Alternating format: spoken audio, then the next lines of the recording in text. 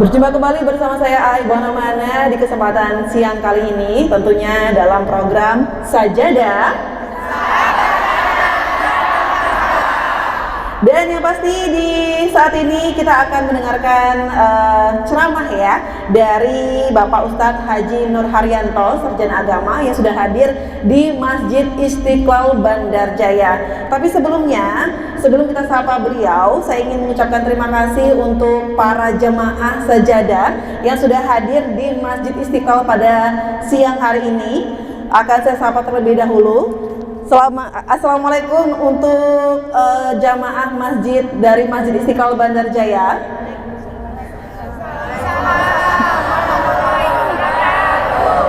Terima kasih untuk Masjid An-Nur, Masjid Al-Falah, Masjid Al-Munawwaroh, Masjid Al-Ikhlas, Masjid Al-Azhar, Masjid Istiqomah, Masjid Nurul Islam, Masjid At-Taqwa, Masjid Al-Huda, Masjid Al-Mujahidin, Masjid Fathul Iman, dan Masjid Al-Hilal, serta masjid yang mohon maaf belum bisa saya sebutkan ibu-ibu. Mudah-mudahan kita semua yang hadir hari ini bisa mendapatkan keberkahan dan juga rahmat dari Allah Subhanahu wa Ta'ala. Dan kali ini saya akan menyapa dulu penceramah kita, Bapak Ustadz Haji Nur Haryanto SAG. Assalamualaikum Pak Ustadz. Iya Pak Ustadz, di kesempatan sore kali ini kita akan membahas tema kurban ya Pak Ustadz ya. Kurban karena sudah mendekati hari pelaksanaan tinggal sepekan lagi. Oke, karena sebentar lagi adalah hari raya apa ibu-ibu? Idul Adha. Jadi tentunya umat muslim ini diwajibkan ya Pak Ustadz ya, wajibkan untuk berkurban, tapi tentunya ada syarat-syarat. Nah, kalau boleh tahu Pak Ustadz, sebenarnya apa alasan Pak Ustadz mengambil tema kurban ini Pak Ustadz? Ya, pertama kita sengaja untuk mengamalkan firman Allah yang jatuh hanya setahun sekali. Oh iya. Inna a'tainakal kautsar fasholli lirabbika wanhar. Itu kesempatan cuma setahun sekali, bukan seumur hidup sekali. Betul. Setahun sekali. Oke, jadi itu alasan kenapa kita mengangkat tema kurban pada hari ini ya Pak Ustadz ya. Oke Pak Ustadz, kalau boleh tahu nih, mungkin saya dan juga ibu-ibu jamaah di sini ada yang belum terlalu paham Pak Ustadz. Sebenarnya apa sih Pak Ustadz yang dimaksud dengan kurban atau berkurban Pak Ustadz? Ya. Kurban itu kan bahasa Arab yang sudah mengindonesia istilah kurban itu. Ada semua orang udah paham dengan kalimat kurban. Kalau sebentar lagi korban Idul Adha namanya pasti motong seekor hewan. Iya. Kalau korban bencana kan beda lagi. Kalau korban perasaan Pak Ustadz? Beda lagi. Tapi yang dimaksudkan kalimat korban bahasa kita adalah takarrub kepada Allah Subhanahu wa Ta'ala dengan melalui harta yang Allah amanahkan kepada kita. Sebagian kecil aja. Iya. Kalau setahun penghasilan kita 100 juta misalnya, korban itu paling seekor kambing berapa sih? Hanya 3,5 juta sampai 4 juta. Jadi sekali lagi, kurban itu dimakna dengan arti yang dimaksudkan adalah bertaat kepada Allah, takarrub kepada Allah dengan sebagian harta yang Allah berikan kepada kita. Oke, itu merupakan bentuk taat ya Pak Ustadz ya. Nah, kalau itu emang merupakan bentuk taat Pak Ustadz, tentunya sebagai hamba Allah, apakah itu hukumnya wajib atau seperti apa Pak Ustadz hukumnya? Karena kan mungkin nggak semua muslim itu mampu melakukan kurban ya Pak Ustadz. Kalau ditanya tentang hukumnya, kalau konteksnya konteks fikih ya sunnah muakkadah. Iya.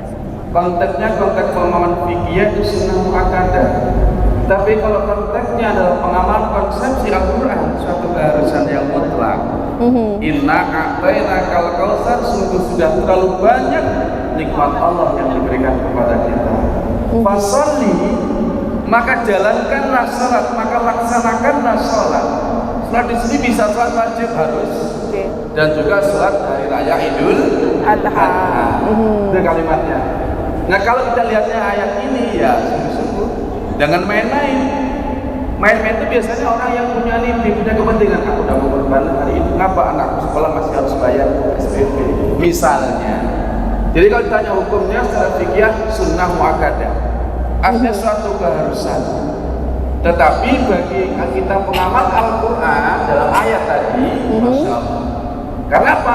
Rasulullah berikan contoh setiap tahun juga berkurban 1 ekor kambing, bahkan 2 ekor kambing. Pertanyaannya, kita mau yang enak atau yang tidak enak?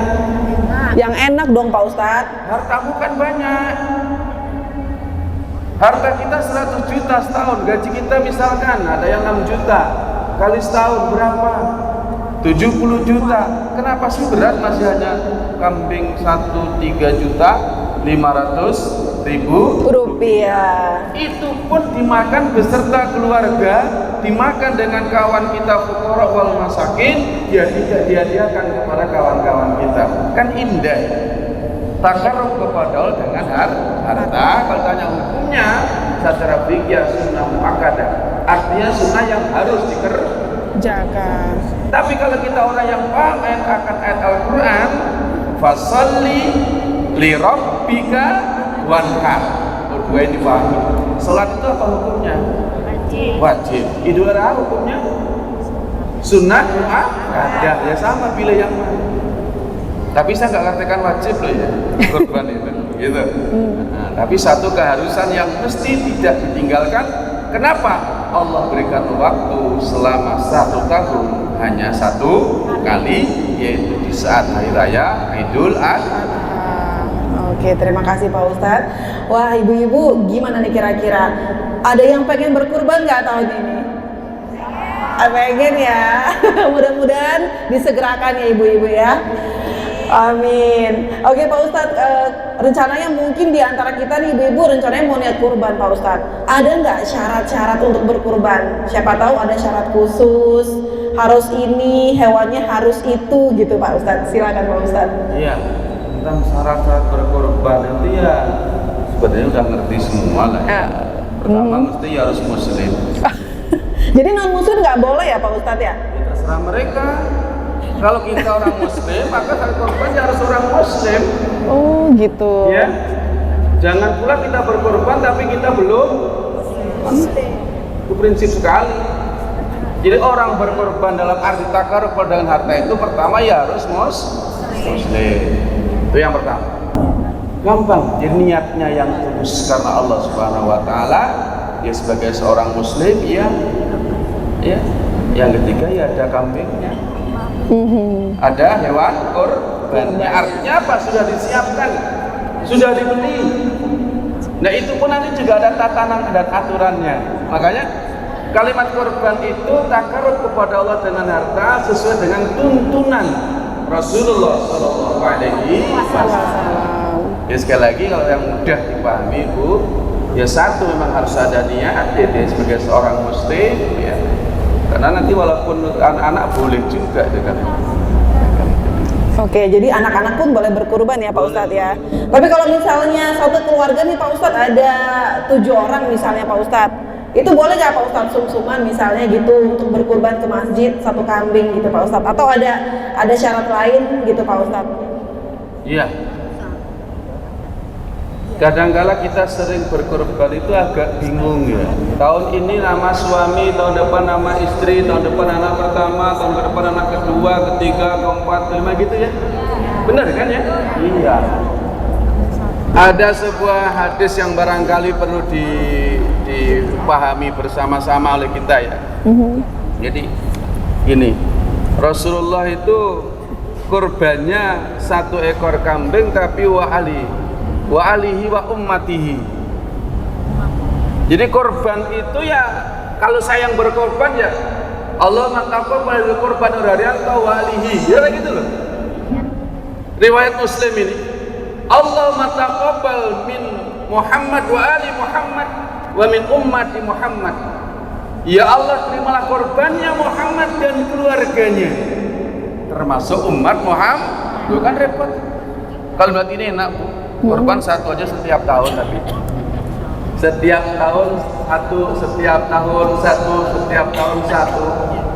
pasti nanti panitianya kewalahan. Baginya kemana? Kalau satu masjid ini lingkungannya ada 40 atau 100 kakak, semua orang berani berkorban setiap tahun 1 ekor kambing, baginya kemana? Ini akan jadi masalah. Betul. Nah kalau sekarang ini masalahnya kapan saya dibagi daging korban? Itu ya. Malah nungguin ya Pak Ustadz ya. Masya Allah, jadi satu aja atas nama kepala keluarga sudah cukup mewakili ya Pak Ustadz ya. Oke, kalau sapi 7 orang ibu-ibu, untuk onta 7-10 orang. Banyak sekali Pak Ustadz yang ingin saya tanyakan, dan juga mungkin ibu-ibu juga pengen bertanya ya ibu-ibu ya. Tapi mohon maaf banget, kita harus break dulu sebentar Pak Ustadz. Jadi pastikan jangan kemana-mana, tetap di Sajadah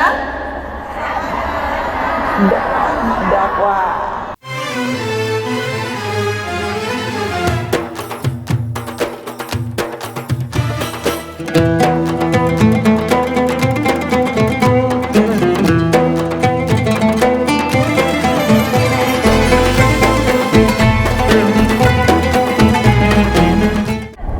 Masih di Sajadah, sahabat jannah dalam dakwah. Aduh, kurang semangat nih, sekali lagi kita ulang ya ibu-ibu ya. Masih di Sajadah, sahabat jannah dalam dakwah. Oke, terima kasih untuk jamaah Sajadah sore hari ini yang sudah hadir di Masjid Istiqlal Bandar Jaya. Dan kita memasuki sesi kedua, yaitu sesi tanya jawab ibu-ibu yang memang berkaitan dengan tema sore hari ini bersama pengisi ceramah kita, yaitu Bapak Ustadz Haji Nur Haryanto SAG ya. Jadi kita membuka sesi pertanyaan, dan pertanyaan pertama yang ingin bertanya silahkan bisa tunjuk tangan ya ibu-ibu. Oke, kita ke kanan dulu ya ibu-ibu ya. Katanya kan kalau kanan itu tangan bagus ya Bu ya. Jadi kita ke kanan dulu. Mohon izin ibu bisa perkenalkan diri dan apa pertanyaannya Bu? Assalamualaikum warahmatullahi wabarakatuh. Mohon izin saya mau bertanya kepada Pak Ustadz. Saya berkenalan, saya dari Mustaklim Musalafatul Iman Bandar Jaya Timur. Nama saya Hajah Yeni Firdis. Yang akan saya tanyakan, apakah hukumnya menjual kulit korban yang hasilnya untuk digunakan untuk kepentingan umat, seperti untuk membeli tikar masjid? Sekian. Wassalamualaikum warahmatullahi wabarakatuh. Ini tujuannya sama-sama untuk umat ya Pak Ustadz ya. Jadi agak sedikit bertanya-tanya ya Bu Haji ya, pengen tahu, karena kan kepentingannya juga buat kepentingan umat. Gimana nih Pak Ustadz, kalau hasil menjual kulit kurban itu dijual tapi uangnya buat beli tikar masjid Pak Ustadz? Terima kasih Bu ya. Pertanyaannya mengusik ketenangan banyak orang. Tapi ini perlu ditanyakan ya. Karena kurban itu niatnya karena Allah tadi, karena kepada Allah Subhanahu wa Ta'ala. Saya sudah membeli hewan kurban dengan harga 3.500.000. Tiba-tiba sebagian daging kurban saya termasuk kulitnya dijual aja karena saya baca sebuah hadis barangkali Bu, tolong dipahami bersama, jangan tersinggung. An Qatadah bin Nu'man anna Nabiyya sallallahu alaihi wasallam qala la tattabi'u luhumal hadyu wal adhahi fakulu wa tasaddaqu. Agak panjang hadisnya, tapi saya bacakan terjemahnya gitu. Yang mudah-mudahan kita paham ini. Dari Qatadah bin Nu'man bahasa Nabi sallallahu alaihi wasallam bersabda, janganlah kalian menjual daging-daging kurban, termasuk di dalamnya tanduk, taruh di dalamnya kulit, termasuk di dalamnya brodot. Apa brodot itu? Jeroan katanya ibu-ibu. Kenapa ternyata dicincangin bener itu? Ya. Kata orang yang asal murah. Ya. Ya, saya ulangi nih. Jadi Nabi bersabda, janganlah kalian menjual daging-daging hadyu dan daging-daging kurban. Makanlah dan sodakohkanlah, dan manfaatkanlah kulitnya, dan janganlah kalian menjual. Dan apabila kalian diberi dagingnya, maka makanlah jika kalian mau. Jika tidak mau, takut rasa murah, sodakohkan. Ya. Saya pertegas ini konsep sebuah hadis. Jadi daging kurban itu semuanya tidak boleh ada yang dijual, termasuk kulitnya, termasuk dagingnya, termasuk kalau unta itu pelananya, kalau sapi tambangnya. Yang sudah diantarkan itu untuk dipotong, tolong semuanya tidak usah dijual, bagikan saja. Tidak usah pakai reka-reka ini. Takarrubmu kepada Allah dengan harta, caranya gitu, jangan dijual. Aku sudah beli kambing 3,5 juta, terus tak jual lagi kulitnya. Lah untuk apa? Nanti alasannya kemaslahatan umum, Pak, biar enak, biar mudah, atau sama-sama untuk umat. Iya, sama-sama untuk umat, iya, tapi tujuan dari kurban itu adalah kita takarrub kepada dengan harta dengan cara dibagi. Semua sepertiga kau makan dengan anggota keluargamu. Sepertiga cari sedekahkan kepada fakir dan miskin. Cari yang sepertiga hadiah antar kawan sesama profesi barangkali. Jadi pertanyaannya sederhana, bolehkah kulit dijual, daging kurban, kulit kurban dijual? Ya tidak boleh. Tapi kalau dibagi-bagi boleh. Disedekahkan boleh, itu perintahnya. Iya, terima kasih Pak Ustadz ya. Jadi memang hukumnya tidak boleh dijual sama sekali. Baik, untuk pertanyaan selanjutnya, ibu-ibu dari mana? Iya, silakan ibu-ibu. Assalamualaikum warahmatullahi wabarakatuh. Nama saya Mardiana Arbi, saya jamaah dari Masjid Istiqlal Bandar Jaya. Ini kan pertanyaan saya karena hari raya kurban itu bersamaan dengan haji. Nah, saya menanyakan itu tentang haji. Kami kan pengen punya pahala seperti orang melaksanakan wukuf di Arafah. Terus amalan apakah yang kita lakukan gitu loh, biar untuk pengganti yang kita nggak melakukan wukuf di Arafah? Kayak kita kan jemaah ada di sini, amalan apakah Ustadz yang kita lakukan sebagai pengganti orang wukuf di Arafah? Gitu aja Ustadz, terima kasih. Wassalamualaikum warahmatullahi wabarakatuh.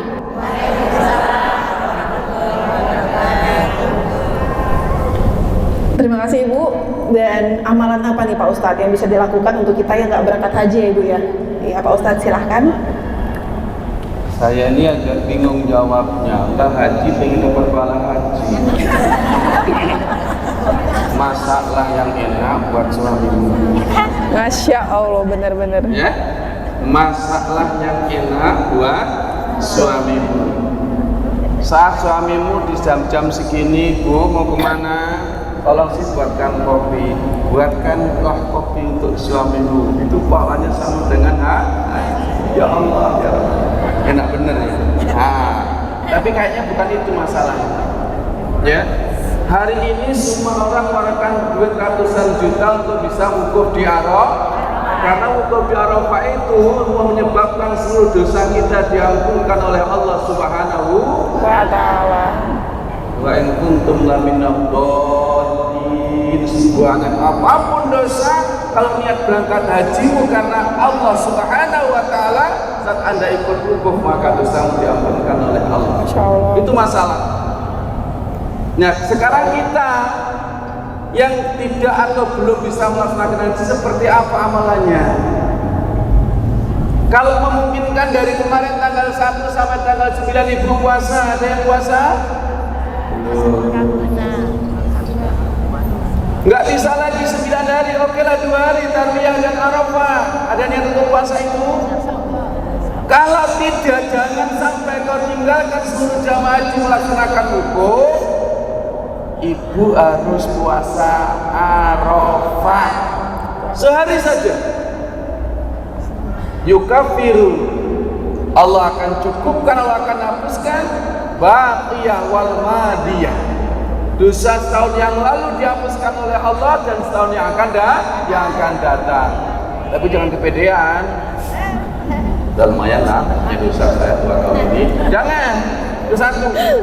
Yang kedua Ibu, saat tanggal 9 kita ikut wukuf, ikut berpuasa, ya, tanggal 10 pagi jangan kau tinggalkan ikut sholat sunat Idul Adha.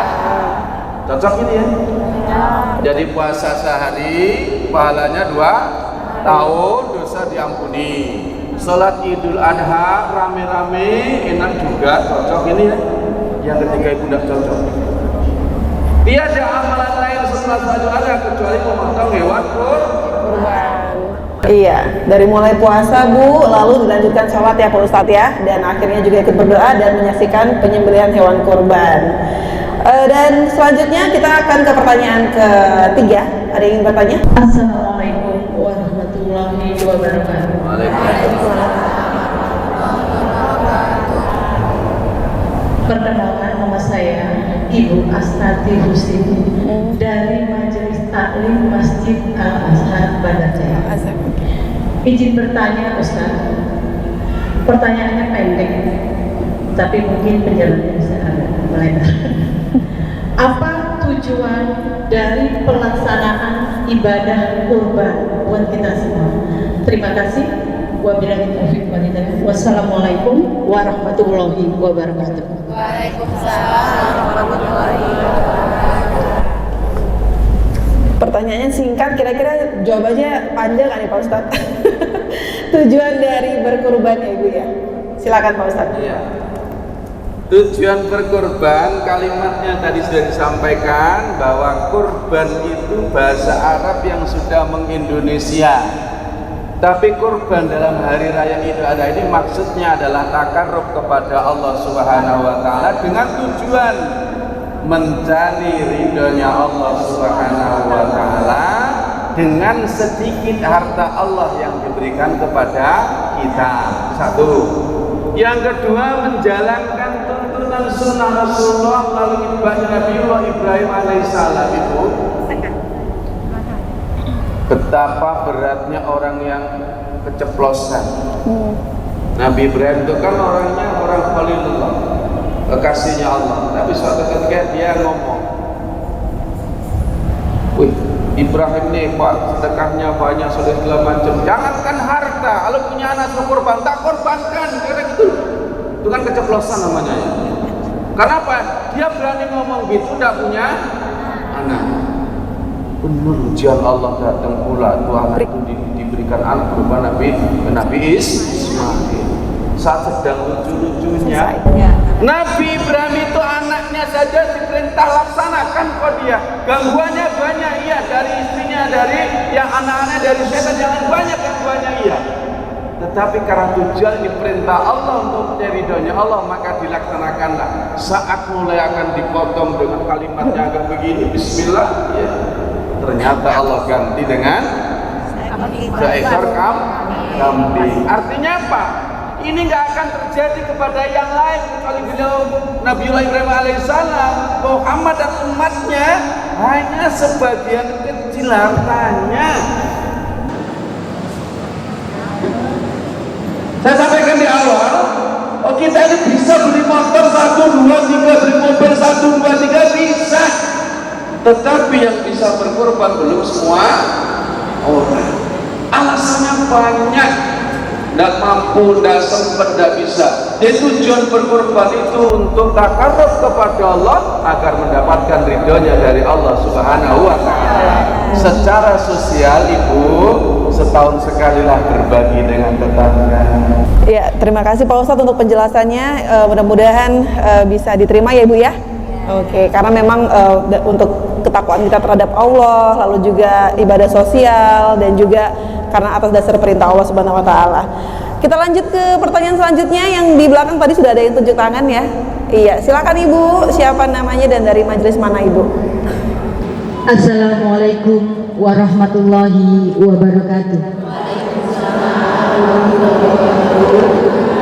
Saya Ibu Nur Hayati dari organisasi Wanita Bundo Kandung Kabupaten Lampung Tengah. Mohon izin bertanya Pak Ustadz. Mungkin pertanyaannya sangat singkat, tapi jawabannya mungkin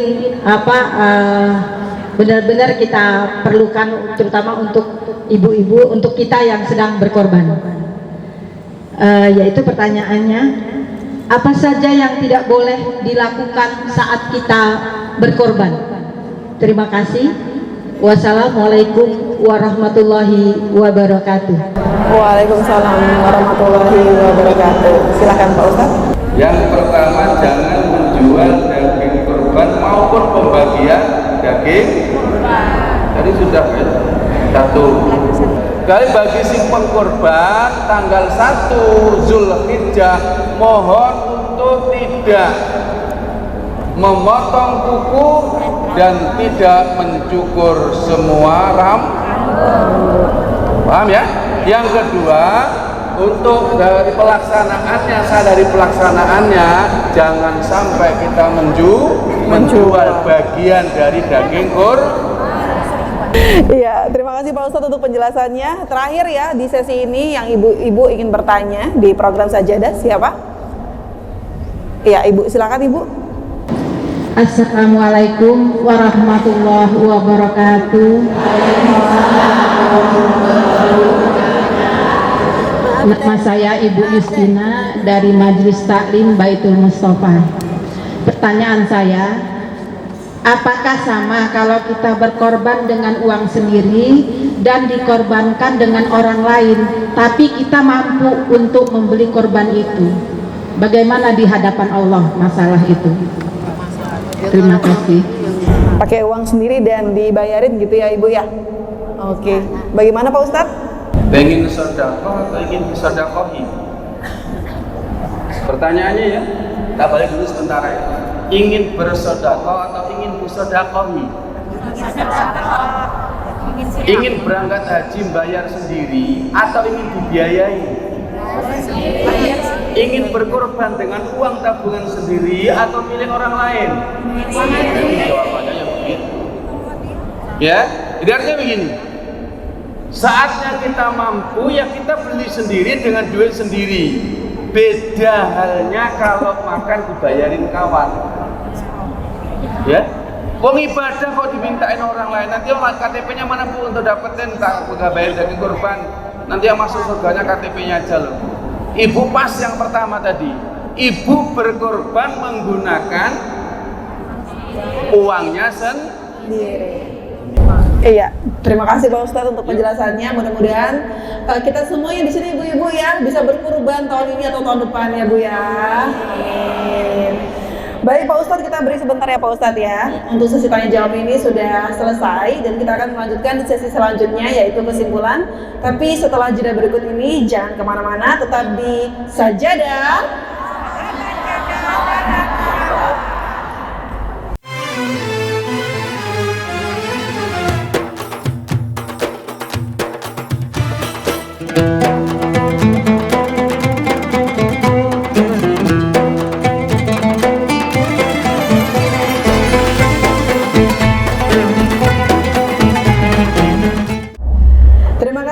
Pemirsa Davika TV, Anda masih di Sajadah.